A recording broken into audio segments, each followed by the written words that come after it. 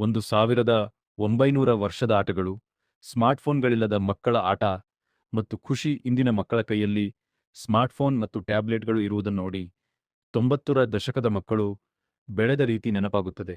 ಆಗಿನ ದಿನಗಳಲ್ಲಿ ಮನರಂಜನೆಗೆ ಬೇರೆ ಆಯ್ಕೆಗಳಿರಲಿಲ್ಲ. ಟಿವಿ, ರೇಡಿಯೋ ಬಿಟ್ಟರೆ ಮಕ್ಕಳ ಲೋಕವೆಲ್ಲ ಬಯಲಿನಲ್ಲಿತ್ತು. ಆಟ ಎಂದರೆ ಅದು ಕೇವಲ ಸಮಯ ಕಳೆಯುವುದಾಗಿರಲಿಲ್ಲ. ಅದು ಬಾಂಧವ್ಯ ಬೆಳೆಸುವ, ದೇಹ ದಂಡಿಸುವ, ಸೃಜನಶೀಲತೆಯನ್ನು ಹೆಚ್ಚಿಸುವ ಒಂದು ಜೀವನ ಶೈಲಿಯಾಗಿತ್ತು. ಪ್ರಮುಖ ಆಟಗಳು ಮತ್ತು ಅವುಗಳ ಆನಂದ. ಒಂದು ಲಗೋರಿ. ಇದು 90ರ ದಶಕದ ಅತಿ ಜನಪ್ರಿಯ ಆಟಗಳಲ್ಲಿ ಒಂದು. ಮಕ್ಕಳಲ್ಲಿನ ಖುಷಿ. ಈ ಆಟವು ಚುರುಕುತನ, ತಂಡದ ಕೆಲಸ ಮತ್ತು ಗುರಿಯತ್ತ ಗಮನ ಹರಿಸುವ ಕೌಶಲ್ಯಗಳನ್ನು ಕಲಿಸುತ್ತಿತ್ತು.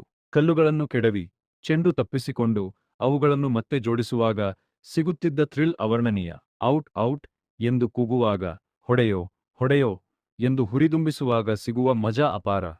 2. ಬುಗುರಿ. ಮಕ್ಕಳಲ್ಲಿನ ಖುಷಿ. ಬುಗುರಿಯನ್ನು ಸರಿಯಾಗಿ ದಾರ ಸುತ್ತಿ ಅದನ್ನು ಸೊಗಸಾಗಿ ತಿರುಸುವುದು ಒಂದು ಕಲೆ. ತಮ್ಮ ಬುಗುರಿ ಹೆಚ್ಚು ಹೊತ್ತು ತಿರುಗುವಂತೆ ಮಾಡುವುದು, ಅಥವಾ ಒಂದು ಬುಗುರಿಯಿಂದ ಇನ್ನೊಂದು ಬುಗುರಿಯನ್ನು ಕೆಡವುವುದು. ಇದರಲ್ಲಿ ಮಕ್ಕಳ ಅಹಂ ತೃಪ್ತಿಯಾಗುತ್ತಿತ್ತು. ಇದು ಏಕಾಗ್ರತೆ ಮತ್ತು ಕೈಚಳಕವನ್ನು ಹೆಚ್ಚಿಸುವ ಆಟವಾಗಿತ್ತು. 3. ಚಿನ್ನಿದಾಂಡು. ಮಕ್ಕಳ ಖುಷಿ. ಇದು ಶಕ್ತಿ, ಕಣ್ಣು ಮತ್ತು ಕೈಗಳ ಸಮನ್ವಯ ಮತ್ತು ಅಂದಾಜು ಮಾಡುವ ಕೌಶಲ್ಯಗಳನ್ನು ಹೆಚ್ಚಿಸುತ್ತಿತ್ತು.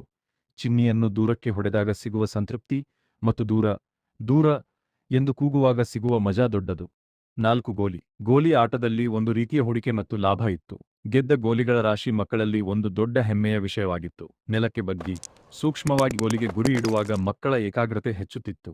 90ರ ದಶಕದಲ್ಲಿ ಹಾವುಗಳು ಮತ್ತು ಏಣಿಗಳು ಒಂದು ಪ್ರಮುಖ ಅನಲಾಗ್ ಬೋರ್ಡ್ ಆಟವಾಗಿತ್ತು.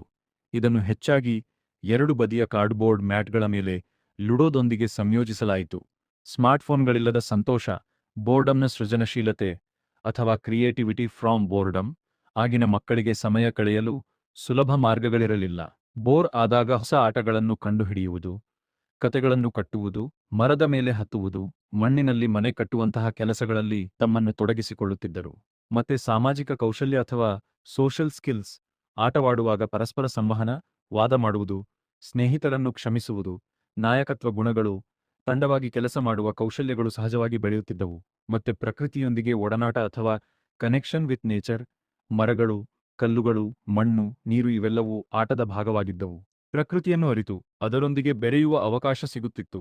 ಈಗ ನೆನಪು ಮಾತ್ರ. ನೆನಪುಗಳ ಗಣಿ ಅಥವಾ ಟ್ರೇಸರ್ ಟ್ರೋವ್ ಆಫ್ ಮೆಮೊರೀಸ್.